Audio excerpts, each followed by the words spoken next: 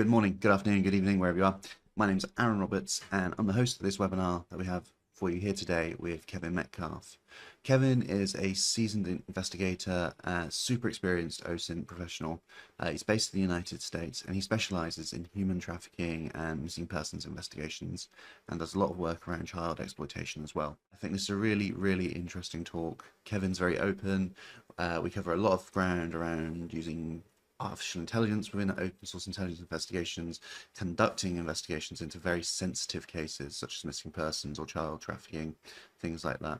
It was a really great discussion. I, for one, really want to get Kevin at one of our in-person events because I think he would add so much value. This is a great talk. Kevin's a great guy. I really hope you enjoy it. So thank you for tuning in. Hello and welcome. My name's Aaron Roberts, and I'm super thrilled today to welcome Kevin Metcalf from both the National Child Protection Task Force and the Office of the Attorney General in the United States of America. Kevin, thank you so much for coming to talk to us. I'm really excited about this, and I can't wait to get into the weeds about OSINT investigations, and particularly in the lines of work that you're involved in. I think it's going to be super fascinating.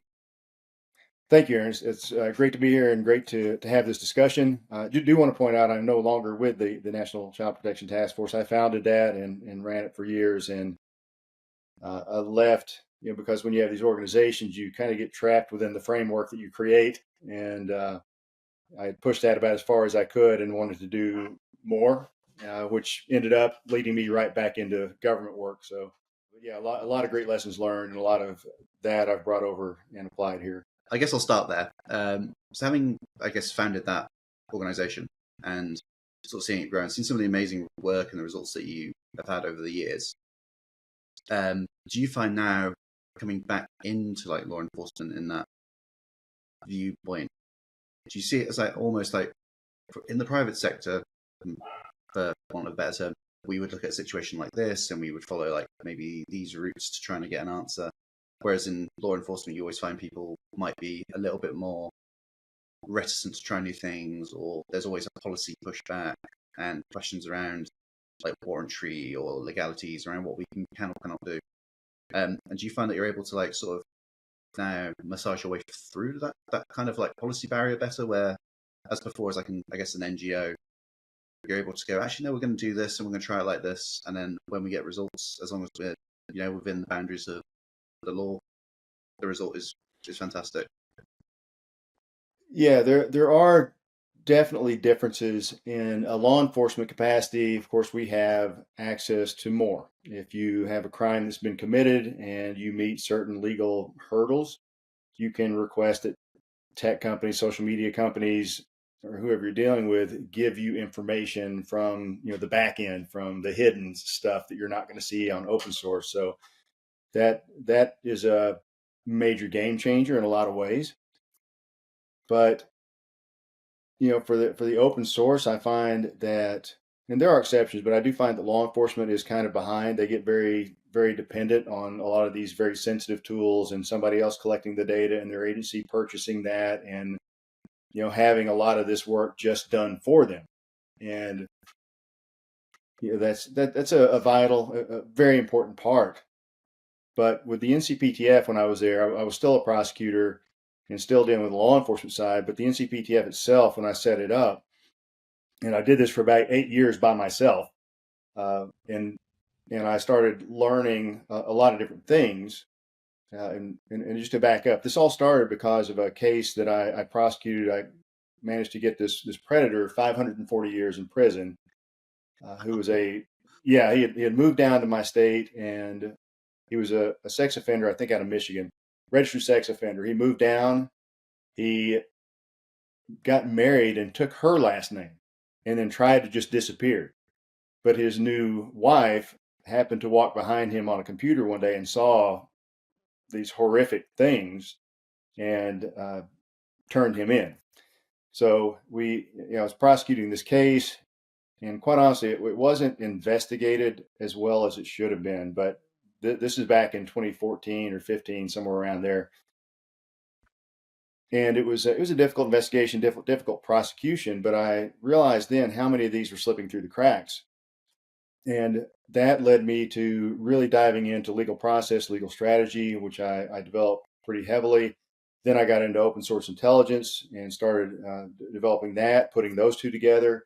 Then I started looking at working with images and geolocation. Benjamin Strick, if you follow him, he does some amazing work. There's a lot of really good people out here. I found a lot of mentors, started working with them. And I eventually had a couple of detectives locally and a prosecutor locally to me. And the four of us worked these cases for a few years. And the governor's office here actually was talking about creating this child protection task force. And that went on for a couple of years. Anyway, this was a constant building out. And then when I got pulled into conferences, so I would get pulled into like the National Cybercrime Conference in Boston. I presented there on the work that the Child Protection Task Force had been doing, which was four of us for a few years. And that led me to get a lot of these other experts. And they said, hey, I love what you're doing. If you need help, let me know. And that got me into people who had mapping and intelligence software. That led me into people who had OSINT tools that were automating a lot of the work at that time that was being done by OSINT practitioners. And legal process database. There's all these pieces that are out there, but the missing link here is putting them all together. And quite honestly, OSINT is an incredibly powerful resource, as you know. If you think back 20, 30 years ago, the intelligence community relied on all this classified data, all these things that were being collected out here, all the conversations, all the little missing pieces, and you had this big classified database. I mean, fast forward to now, all those pieces are floating around out here more than likely. It just takes somebody with the skills to go out there and find those pieces and put them together into a usable, actual intelligence product, not just a whole lot of data that's sitting there. And that was the thing that it took several years to develop, really, within the context of a legal framework. No, for sure. I think I remember. I can't remember who I was talking to this years ago in a government setting, and we were talking around like open source intelligence and how, like 10 years ago, people would have laughed at you and said that this is stupid because you're not going to find anything on like Google or Right. Facebook because that's not intelligence. Whereas now, especially post things like the Ukrainian conflict, Israel and Palestine, and all the other conflicts around the world, like Syria as well, like all this stuff now is front and center and accessible to almost anyone. And like you mentioned, like Ben Strick and stuff, and some of the like imagery stuff, the mapping, it blows my mind how people are able to like pinpoint a location. I think it was the BBC did an article a few years ago around like a mass execution, like a mass grave, and they were doing like all that follow the sun, like the sun was in this position, and we can estimate that this is the location of the graves, and sure enough, that's where it was. And that sort of thing, Yep. like, can be so powerful. And for me, as I guess an OSINT practitioner, it's very, very great news now that we can have these conversations with people, and people will take it very seriously. Yes. Whereas I can imagine that, yeah, when you're starting out, and especially, I guess, in that realm that you're working in around child protection, human trafficking, missing persons, like a lot of people I imagine as well in that law enforcement space are, well, if it's not on the dark web, it's not important. It's not, you're not going to find it. Whereas I Right. think the reality is actually there's plenty to find on the surface web, which is where things will slip through the cracks because people just don't think to look for it. Yeah, and even the dark web, there are things that you can do there. And I mean, quite honestly, you can. There are some ways. It's not always, but connecting the dark web with the surface web. Uh, People, their activity on both of those is a possibility. It might be remote, but Yeah. then again, those are the things that I have really kind of specialized in. Is the more difficult, time-consuming investigations and trying to figure these things out. But, Not for sure. yeah. Having done a lot of like cybercrime, threat intelligence work myself, it's one of those things like, yeah, can we do things with foresight? Yeah, absolutely we can. Like, but the success rate of that is, Yes. we're talking probably low double digits Yes. percentages rather than like, oh yeah, I can just de-anonymize anything I want. That's I think that story you mentioned as well, like the guy being caught by his wife. Like, not all criminals are are masterminds. I think like sometimes No. like what are you doing like in that position, like to look at something like that? in a context where you can very easily be seen or caught in some. And if I think this in a cyber context, there's always going to be something along the way, like in terms of the trail, you're going to give some sort of information away. Like, it doesn't matter how minuscule it might be, but it might be just enough to turn that tide in an investigation. Yeah, there's like Alpha Bay. Remember that?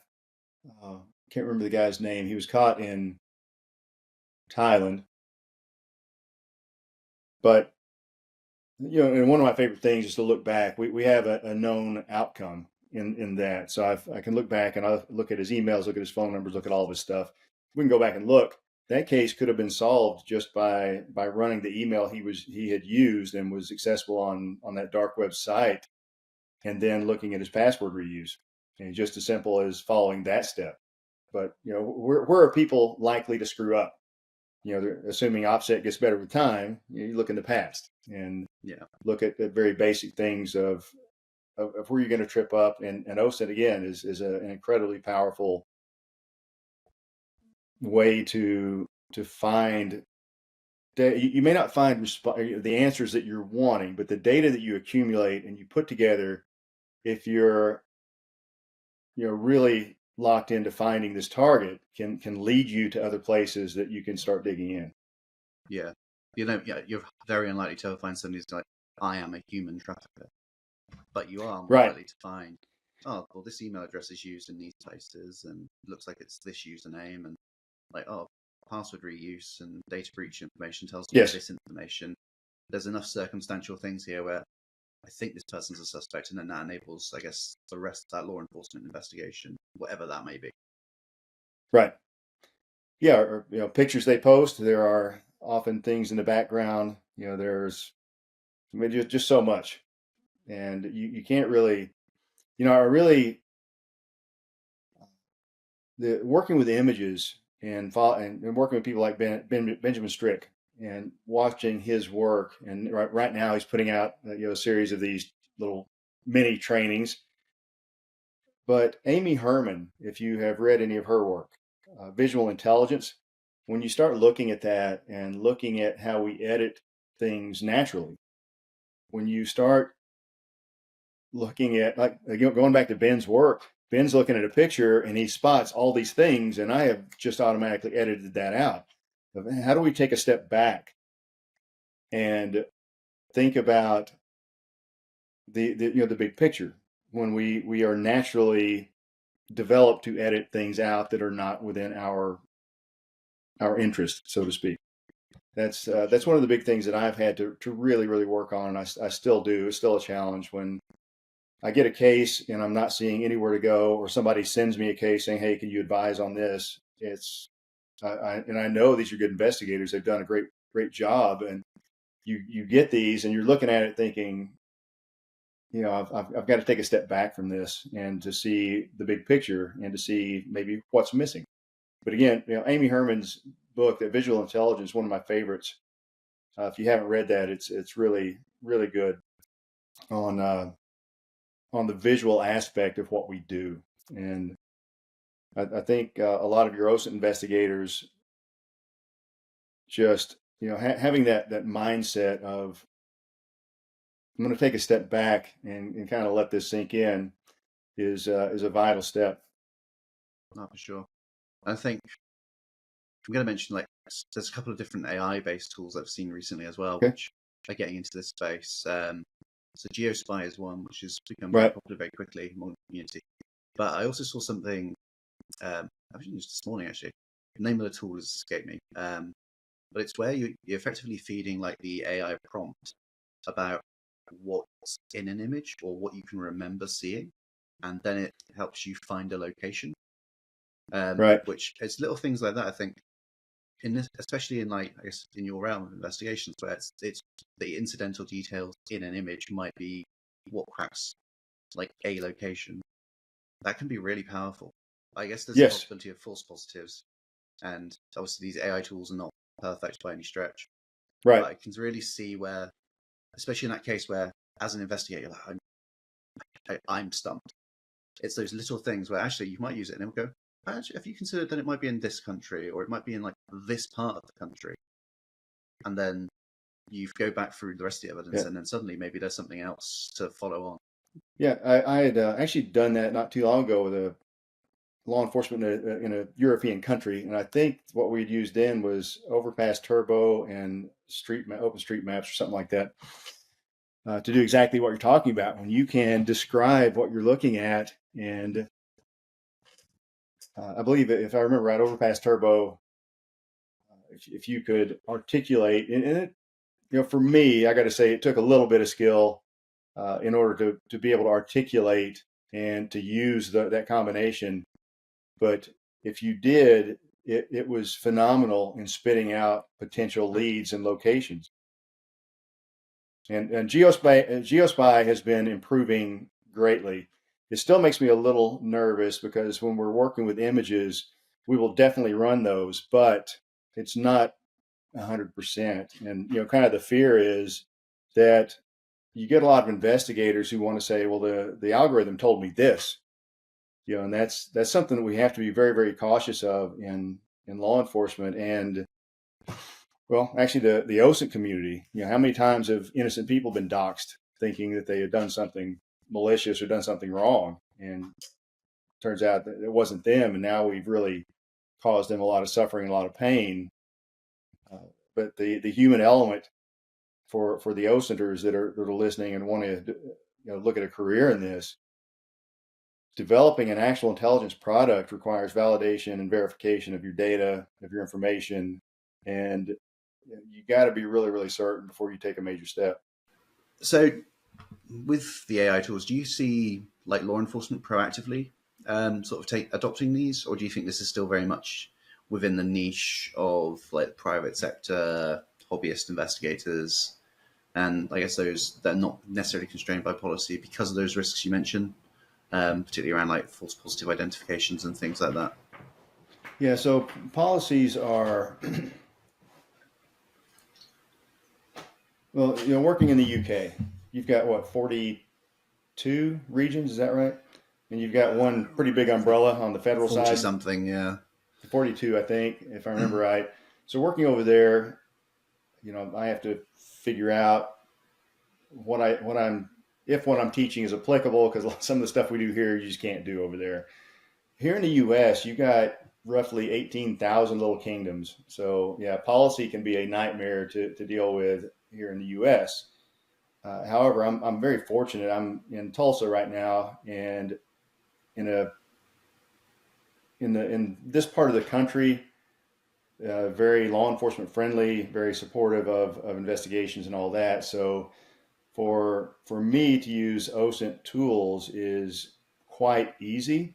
We do have safeguards, and I'm very big on setting up safeguards for technology, or for anything in investigations. You've got to really understand the limitations of the technology you're using.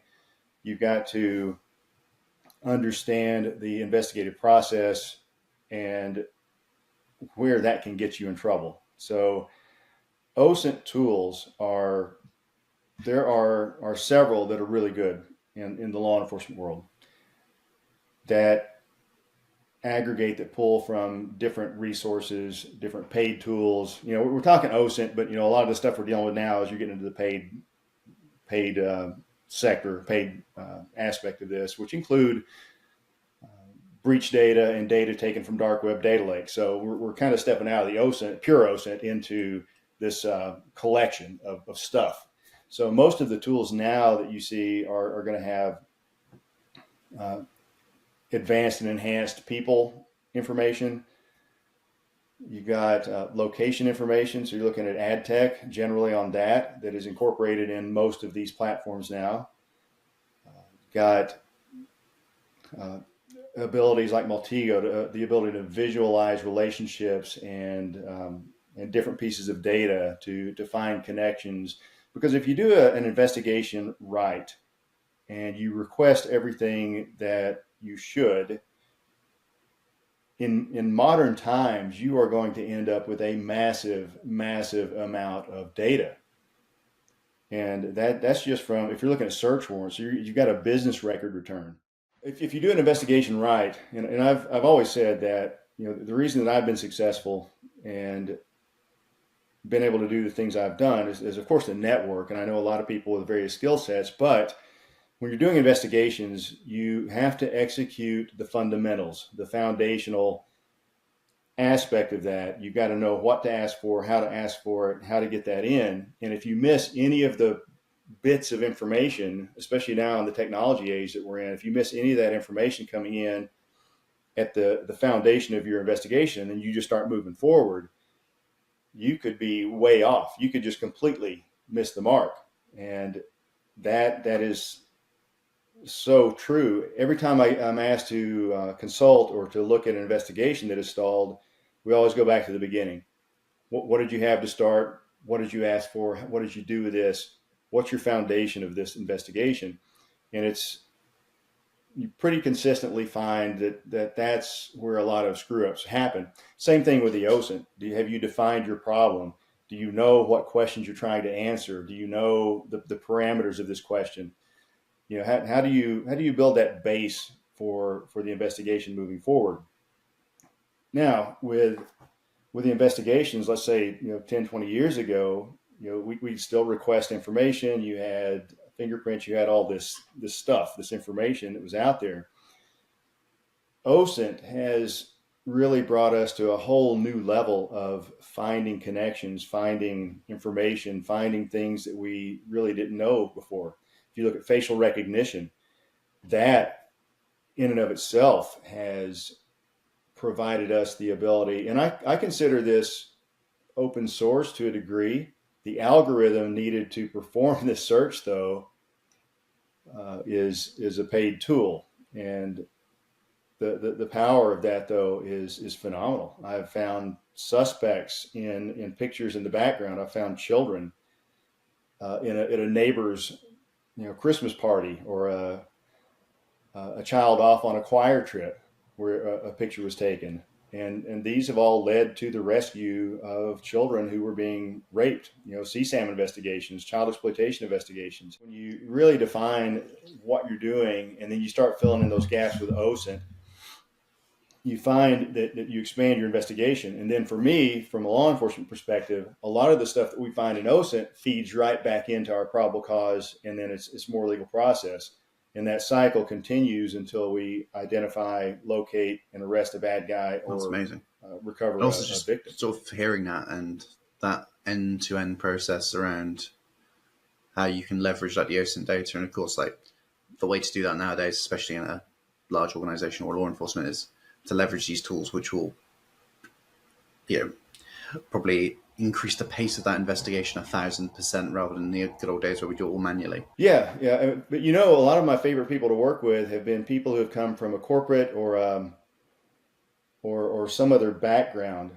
I've even had people who did OSINT for divorce attorneys who were really good at digging in and digging up things and this information. They are not used to having all these fancy tools and paid stuff. And what they've done over this period of time of working pure OSINT is they've developed instinct, and they've developed skills, and they've developed the ability to control tabs and to control browser, so you don't have 2 million tabs open. And they've really brought these skills into a refined level. And then when I get them into a law enforcement setting, I strongly encourage them to keep that up. And because you see a lot of people that come in, it's like, oh, here are these tools. I'm just going to forget all that stuff I learned, on the pure OSINT, which is My a huge investigation's mistake. done in 5 minutes. It really is. So if you have people here that are listening, I would say, even with all the great tools that we have, if I've got an analyst that's only using tools and providing a product for me, I'm assuming they're probably missing at a minimum 30-40%. I'd say there's more out here. Yeah, especially things like Multigo, some of the transforms you can get for that. Being able to speed up the identification of potential leads for the investigation is a lifesaver. Because hours and hours of like manual trawling and research, whereas you can be a lot more precise. But then you still need to visit those profiles. You still need to understand what you're to look for, how you're gonna like enrich that investigation further, and what information you're going to take and I guess pivot on and look for new ways of doing things, or where else could I find information about this individual or this group of individuals, and then sort of taking that sort of piecemeal approach to it. Still, you still need that manual investigation, and also, there's a possibility that one day Facebook pulls a Twitter and no API access for anyone. So you still need to know how to get that information. Right. You still need to understand why you want user IDs for profiles versus just a username, and those little pieces of tradecraft, I guess, that a lot of people probably wouldn't quite understand. Because if I follow Elon Musk, he's still just going to be Elon Musk until one day he changes his name to Doge Man or something. And then suddenly that automated train you might have of that account doesn't exist. Is that whole piece around understanding actually the user ID is what's really important, because you can then still walk back to find an account. And I appreciate this might be not difficult to answer, but maybe I appreciate you might have to skirt around very specific parts of this. Is how do you feel like OSINT works in this realm of human trafficking and child protection? And do you, because I assume whilst there's going to be a lot of similarities from working any traditional sort of criminal case, there must be things that are different about it, and how it's a completely different ballpark of platforms and techniques that you use. Is it a significant gap for those people that have never worked in this sort of field? Or is it actually the techniques and the methodologies remain more or less the same? It's just how much counseling you need at the end of it is likely to be the key differentiator.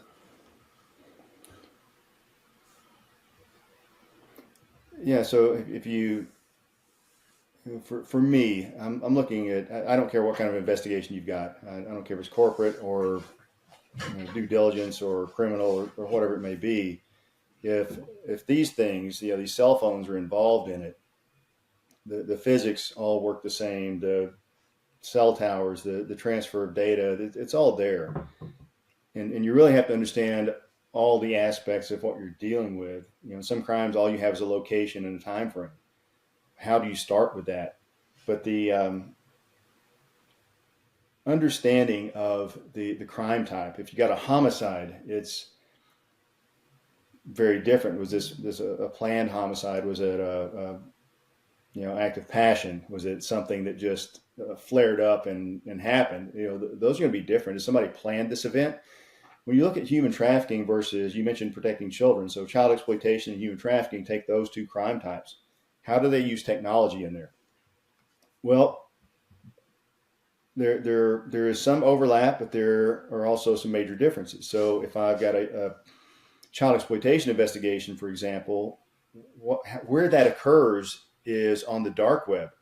That occurs in onion sites that require you to somehow gain entry into that.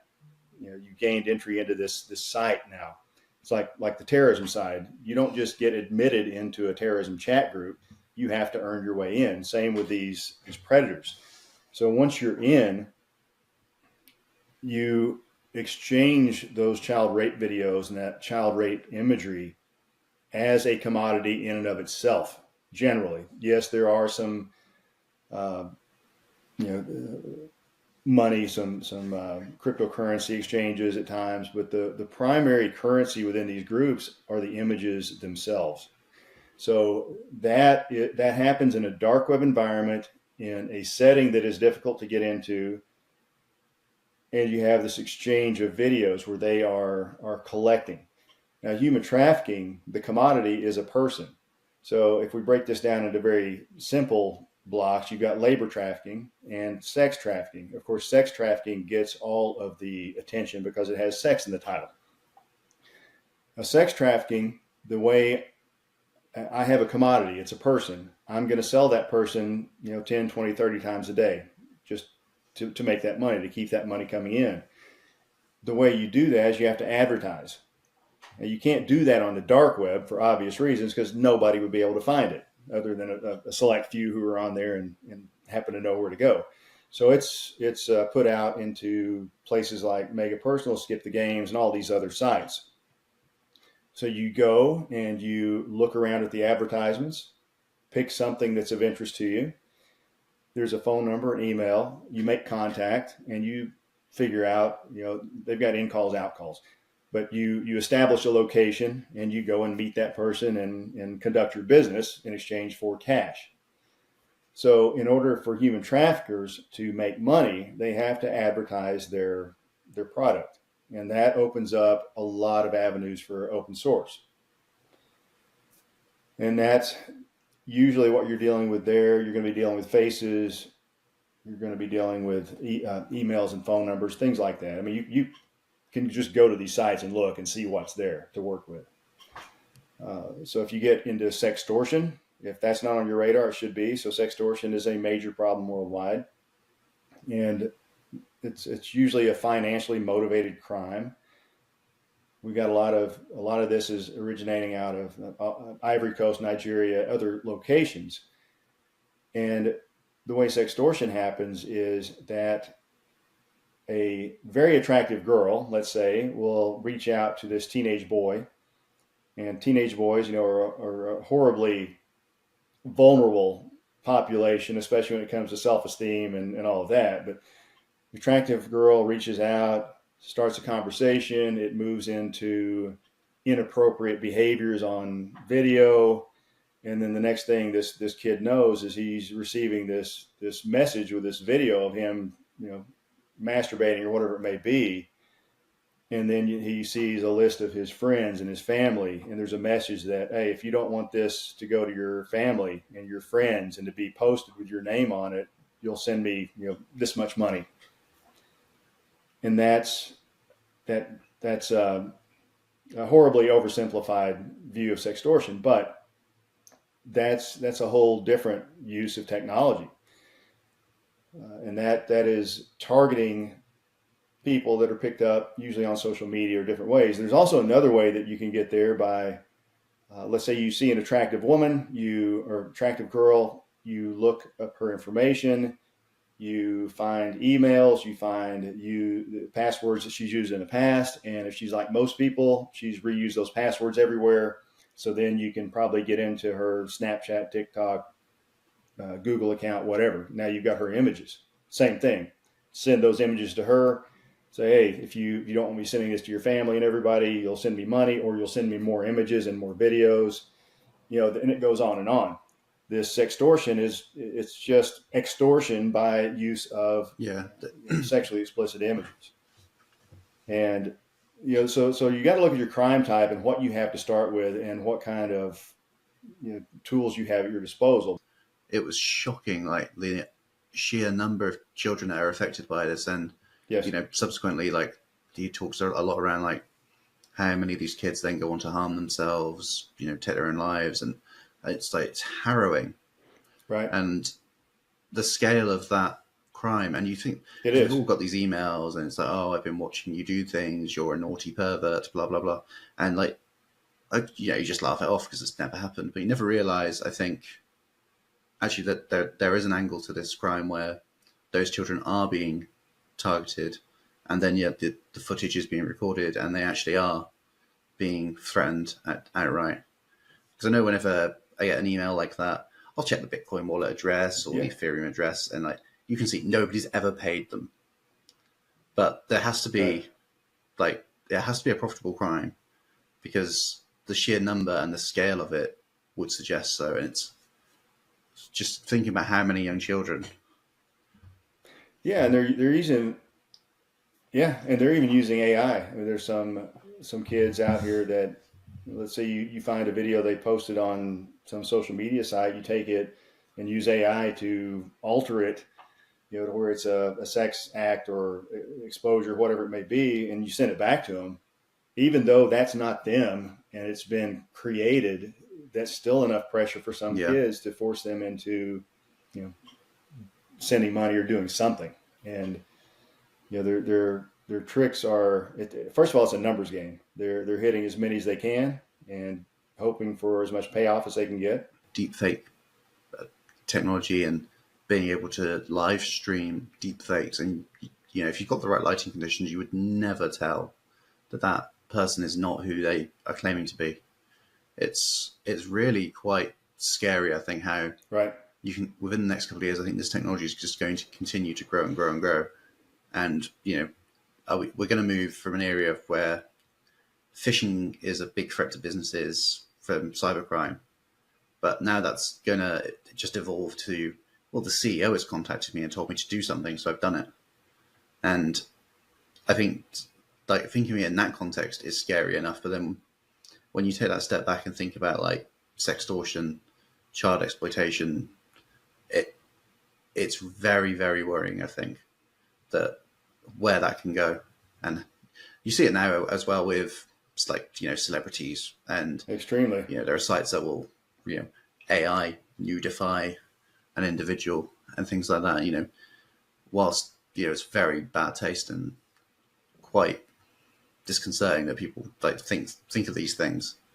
Like when you really think about like where the darkest reaches of the internet particularly are going to go with this is going to be quite scary. And but I guess on the flip side of that is some of this thing could also enable law enforcement investigations into platforms, because you can get away from some of these rules that you currently have around like potentially like sharing of material. Because I know in the UK that's just a blanket no, you can't do that. But actually, if you can generate things which may be enough to get you into a platform, then maybe that enables more successful investigations and takedowns, which for me, like sitting here as an outside observer, feels like potentially a good thing, even though I know that same technology is absolutely going to be used for the worst things. With AI, I'm just curious about how fast is this going to evolve, and in how many ways, and what's the toll going to be? There's a company out advertising that you can replace your employees with AI ones who won't complain about weekends or taking holidays.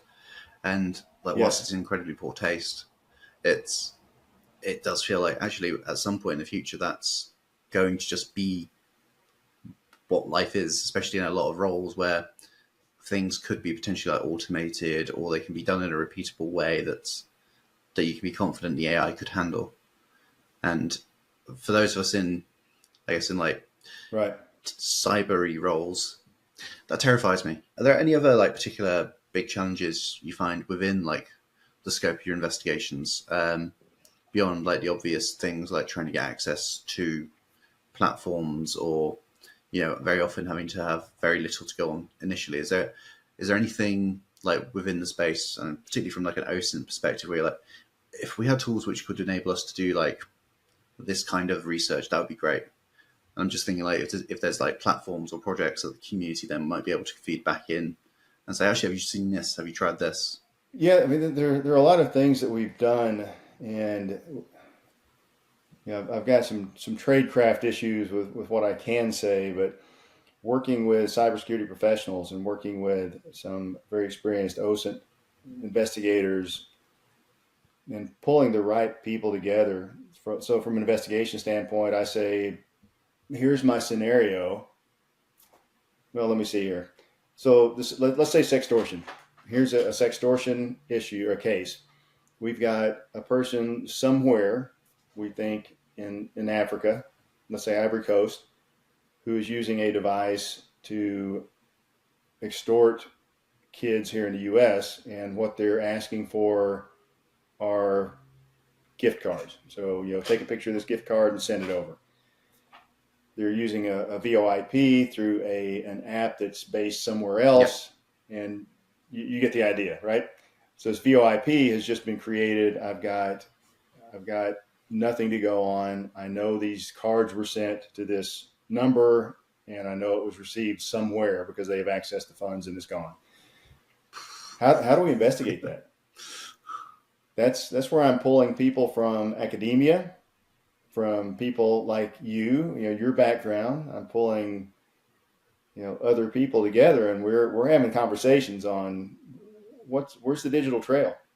How do you pivot from this to something actionable that will put me on target for a device, let's say? Those are the questions that we are pulling people together, and you have to pull the right people together. And sometimes you don't know who the right people are, so you have to keep reaching out and pulling in and develop app developers. I don't know if you got any app development experience, but people who have a lot of skills and a lot of knowledge in app development, I'd like to talk to them. I think there are some things that we are missing that they don't know, and they certainly have a skill set that I don't know. But the power is when you put those people together to work these problems. I think that's a really important point as well, because I've been in that situation before where I should just bring people together and like we call it like a surge. Like even if it's like a couple of days, a week, like just put people who don't necessarily work together next to each other and give them a problem set. And like, right, what's like the intelligence requirement, I guess, at a real high level, right? We'd like to go and understand how we would exploit information on this platform to achieve this aim. And we'll sit down and go, well, Yes. I don't even know what that is. And Yep. then, but we'll sit here for a week and then the developers might have a look and go, right, the code says this, I think we could do this. As an investigator, go, yeah, that's actually really interesting, or no, that's just gobbledygook for me. Can't really use that. And then like just working together and bringing those pieces together, and also bring people who might not necessarily have even those like investigative or like development skills together, but getting them to have a look at it from a complete outsider's point of view, like that fresh set of eyes. Do you think there's something here that we're not getting? Can just be so powerful. And I guess it just comes back to also like diversity of thought in intelligence teams. I know as a broader community, we're Absolutely. very white male, 40 plus predominantly. Right. I'm not there yet, but but the majority is like that. It's white men of a certain age range is the majority of the community, which can hinder us sometimes. And having that diversity of thought from people from different backgrounds, talking to people around like cultural differences and things like that can be so powerful to aiding an investigation and bringing things that we would never get because we don't have that exposure or that understanding of something. But that is where, especially with technology, we have to have guys with your background. We have to have, and I don't even know who to ask, but I could come to you with the problem. You say, "Oh yeah, you ask this guy and that guy. Let's put everybody in the same room and we go over this." That has paid off several times, and it's been a phenomenal. Yeah, for sure. I know there's for this. There's a phrase like your network is your net worth, which whilst is usually said by people trying to grift you on the internet for money, it's also something that I think is very, very true. Because actually, a lot of times I have a conversation with somebody, like, I need to know somebody who has a contact here or understands like this particular thing. Like, oh yeah, you should talk to this person, or you should go and reach out to this person because they definitely know somebody in like that company who could help you. It's such a powerful thing. And I think that's one of the things about having like communities, and I think the OSINT community as well is very open and very supportive, which is a rare thing on the internet. But like people are, very, very open at sharing. Like it's not somewhere where you have to struggle to find like bits of like tradecraft information. Like if you had something that you wanted to find out and you knew somebody would be able to tell you, unless it's like classified information, like at a state level, most people will turn around and say, yeah, you just need to do these things. And there you go. You can like understand how to do that now, which I think is something like very, very different around intelligence sharing as well in general. Especially like more historically, because people would be very close hold around what their tradecraft is and, what their, I guess, secret source is a lot of times. But I guess the very nature of our community is it's born out of information that's already publicly available. So our traditional nature is just we share because it's open source. And I guess you see that with software as well, right? Where open source software projects and things like GitHub, like just in the last couple of years, like the amount of tools I download and they save me time, or they just facilitate ways of enriching an investigation that you just didn't have like last week, or it was a very manual process. It's been one of the best things I think about the community as a whole. And I think that's going to lead me on to a question, which admittedly you've now informed me because I've looked at your LinkedIn terribly. But how do people get involved with supporting organizations like the NCPTF if they wanted to support like investigative causes and things like that? Well, it really depends on what your interest is. And I think if you're just wanting to build a skill set, that volunteering is a great way to do it. I work a lot with skull games, for example, and they have incredible OSINT capabilities. They do this day in and day out, and they have an army of volunteers who come in and help with these investigations. And I can see them actually accelerating. So they have come in and helped on missing persons, missing children, human trafficking. They have applied their skills to a wide variety of things. Traverse Project is another one. Don't know if they're looking at taking in any volunteers right at the moment, but they're another really good one to take a look at. But I have been pushing actually for community level engagement. So what I'm looking at here that I haven't managed to get to it yet, so I've been building other things, but looking at creating our own volunteers, because quite honestly, a lot of people in the tech community or that want to have these skills, they have jobs that pay a lot better than government jobs are going to. So creating this opportunity to volunteer and make a difference within your community, I think is really, really important. For one thing, you're going to know more about the landscape of your area. You're going to recognize images. You're going to know maybe people's names, references, whatever it may be.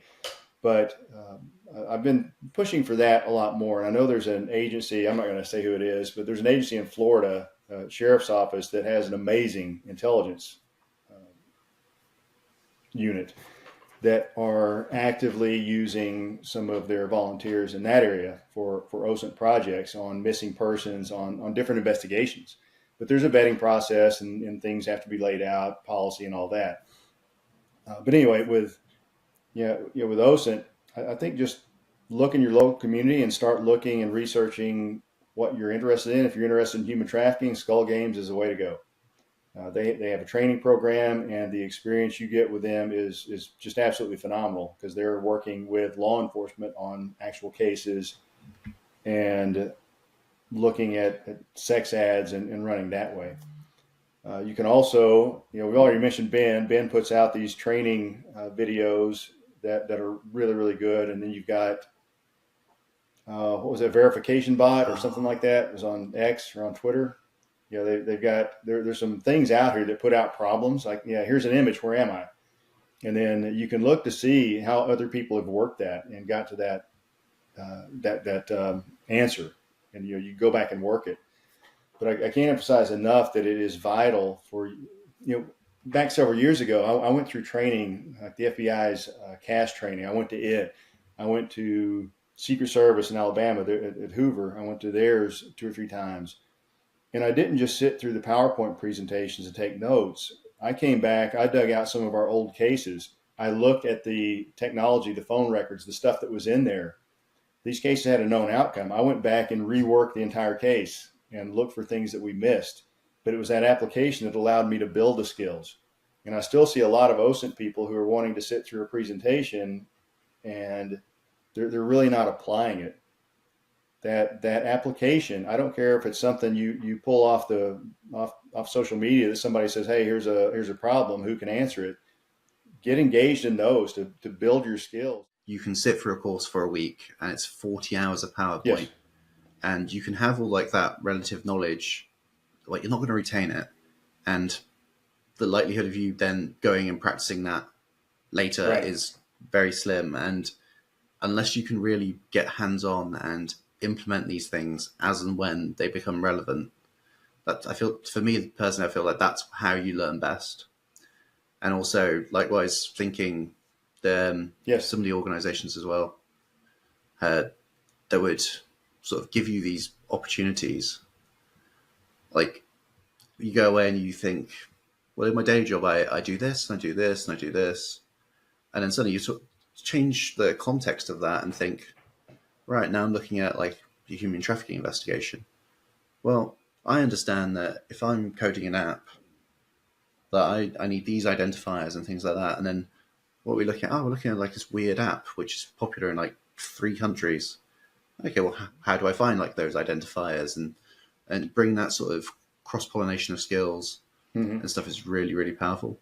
And I think like organizations like Skull Games do incredible work And I think that brings me on to another point that I know I can see like very much like in the US, you guys are very, very open and supportive of like these like I guess I go with like non-governmental organizations like NGOs. It seems like it's very easy Right. to have those relationships with like local law enforcement. It probably takes a little bit of building that relationship, but it seems like the US is very open. Like organizations like Trace Labs come to mind. Um, I know they don't run the dark webathon anymore, but previously like the Hmm. Anti-Human Trafficking Intelligence Initiative as well. Um, it seems like it was always Yes. quite easy for events and like to bring people together to work on quite difficult problem sets and to achieve really good outcomes. Whereas I think in the UK we're definitely behind on that. I mean, likewise, US also has like an OSINT strategy at a federal level, which is something I think is a really interesting development and something I think like we in the UK were so far behind on doing that. I think we're starting to understand that open source is important and it actually is like real intelligence, and I hope we get there. But I think like organisations that Oh, yes. we hear, so I've done some volunteer work with Locate International, which does like missing persons and long term cold cases, Hmm. and I think that organisation has struggled to really get like a foot in the door with law enforcement for a number of years. I think that's a shame because it feels like here we're a bit more close hold around things and not necessarily wanting to share, which is counterproductive because people are volunteering and willing to lend their expertise to support these goals. And at the end of the day, we're talking about supporting Yeah. like obviously families and loved ones of people that are either have lost their lives or are missing. Yes, that is unfortunate. And well, even here in the U.S., it is quite often a struggle to get law enforcement to engage with nonprofit, even though those NGOs have done so many times and have proven their value. And I teach in the UK a couple times a year, and I know that it's a little bit different there, and they're a lot more reserved and a lot more. They want to contain everything because there are different privacy laws, there are different expectations, and but I can say some of the most difficult cases that I ever worked were missing Yes. persons. So you got Locate International, is that right? And I'm familiar with them somewhat. Never worked with them, but you get an organization like that with that mission and that objective, and you get this. I don't know if army's the right word, but you get all these people, these volunteers who want to make a difference. That passion combined with the skills that they bring is in law enforcement worldwide is under resourced, undertrained, underfunded, and overwhelmed. It's just it makes no sense to me why we wouldn't take advantage of that opportunity. And the, I think it may be that we need to engage with some of the lawmakers, some of the policy people at that level, and engage the public that if you have a missing loved one, do you want to just have what minimal resources we can throw at it, or do you want to throw everything community level at finding this person? I think if we actually discuss the reality of these situations with the public, and this would not cost the public any money, nothing more in taxes, unless you want to donate to some of these great organizations like Locate. You have a resource there that is volunteering, that is stepping up, saying, "Here I am," and you got law enforcement saying, "Yeah, I think we're all right." That's not what I want to hear if my kid's missing, or if my friend is missing, or if something has happened, and I know law enforcement's overwhelmed and they're struggling to find resources and they just don't have it. That makes absolutely no sense to me. If I get super conspiracy theory hat on, I guess a lot of time is if it's something that's a bit longer term as well. I guess there's that reputational concern that, well, if some guy off the street comes in and he finds like the missing person or solves it within like a couple of days, that makes us as an organization look bad. But I think sometimes you have to go, well, sure, that might happen, but you're under resourced, you're understaffed. And maybe this is a very long-term case. And actually now the technology's Hmm. here that's facilitated me to answer that like issue, like to solve it, which you would not have had at that moment in time. Yeah, you're exactly right. I think ego is one of the top problems in law enforcement, in government, in military, and whatever it may be. We are not mission focused. We are ego focused. How do I get credit for this? What if I let these nonprofit people come in here and they solve the case in a couple of hours, where it's taken me? I had one case where the Tebow Foundation, I was working with them at the time, said, "Hey, there's this missing girl. The law enforcement's been looking for 6 days." I come in and get some information that I specifically needed, and I was able to locate where she had been staying in 22 minutes. And that's one of their favorite stories to tell. That we have people that can do this, but it it was not a difficult case. Quite honestly, I just had, yeah, and I'm sure you see these memes out here, or these stories that say, you're not paying this person, this plumber or whatever, to come in for 30 minutes. You're paying them all this money. You're not paying them for 30 minutes. You're paying them for the 30 years of experience on doing this. So, when I came into this, it wasn't that the law enforcement agency just was completely, you know, out there. They didn't know what they were doing. They were working with the skills they were taught traditionally. I just came in with all of this background and all of this accelerated technology experience and understanding that I've got. And I just looked at the problem, and I had done this for hundreds, if not thousands of repetitions. I said, yeah, this is what I need. And I just happened to find it on that one. So, we are definitely not keeping up, with that aspect. We're law enforcement. And I got to say, law enforcement is way behind on technology. As you know, they have so many things. They're spread so thin, and they have to train their people on so many things and their policies and all of this stuff. The technology and the investigations that really touch us right now, that really tie into everything that we do, Yeah. is almost an afterthought. So having people like you that actually live in this technology space, that can come in and say, I can help. I mean, we're going to have to bring this together at some point, and we got to get law enforcement out of this secret squirrel mentality. Just because you give these people that locate, you give them some of the information to help find this kid, that doesn't mean you've given away some national secrets. It's just not true. It's not how this works. I've been in positions before where you issue a report and it's purely derived from open source information, and you have the audacity to send it out effectively like an unclassified level because it's purely open source, and it's a hypothetical situation, and then people receive that report and are blown away by the fact that there's all this information and it's classified at a level now where they're like, well, I can actually share it. I don't have to go to a special room in a special building and like lock all the doors to read a report.